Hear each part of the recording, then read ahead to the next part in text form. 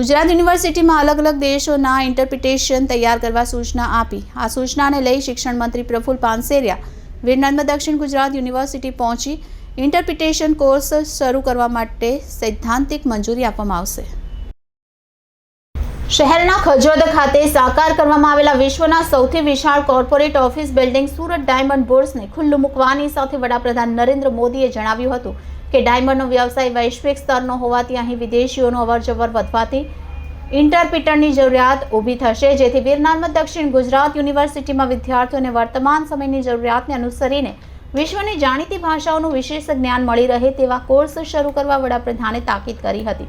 જેને પગલે વીર નર્મદ દક્ષિણ ગુજરાત યુનિવર્સિટીએ વડાપ્રધાનની શિખામણને સ્વીકારી લઈ તાકીદે વહીવટી અધિકારીઓ અને ડીન સાથે ઓનલાઈન બેઠક બોલાવી હતી, જેમાં પ્રાથમિક તબક્કે ફ્રેન્ચ, જર્મન, જાપાનીઝ અને ચાઇનીઝ સહિતની આંતરરાષ્ટ્રીય ભાષાઓના બેચલર અને માસ્ટર કોર્સ સાથે સર્ટિફિકેટ કોર્સ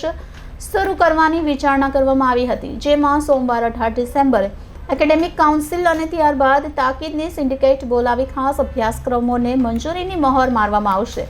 વડાપ્રધાન નરેન્દ્ર મોદીએ ડાયમંડ બુર્સનો પ્રારંભ કરાવવાની સાથે જણાવ્યું હતું કે ડાયમંડનો વ્યવસાય વૈશ્વિક સ્તરનો હોવાથી જેમ જેમ વ્યવસાય વધુ વિશાળ બનશે તેમ અહીં વિદેશી ઉદ્યોગકારો, પ્રવાસીઓની અવરજવર પણ વધશે। વડાપ્રધાને જણાવ્યું, જે રીતે વિદેશોમાં ભારતીયો પહોંચે ત્યારે તેમને ઇન્ટરપ્રિટરની જરૂરિયાત ઊભી થતી હોય છે, એ જ રીતે સુરત આવતા વિદેશી પ્રવાસીઓને પણ ઇન્ટરપ્રિટર્સની જરૂરિયાત રહેશે, જેને પગલે તેમણે વીર નર્મદ દક્ષિણ ગુજરાત યુનિવર્સિટીને ઉદ્દેશીને જણાવ્યું હતું કે સમગ્ર દક્ષિણ ગુજરાત સાથે સંકળાયેલી યુનિવર્સિટીએ વિદ્યાર્થીઓને વ્યવસાયલક્ષી તાલીમ મળી રહે તે માટે લેંગ્વેજના કોર્સ શરૂ કરવાની શિખામણ આપી હતી, જેને અનુસરીને યુનિવર્સિટીના કુલપતિ કે.એન. ચાવડાએ તાકીદે વહીવટી અધિકારીઓ અને ડીન સાથે ઓનલાઈન મીટિંગ કરી હતી, જેમાં સોમવારે તાકીદની એકેડેમિક કાઉન્સિલ અને પછી તાકીદની સિન્ડિકેટ બોલાવવામાં આવશે।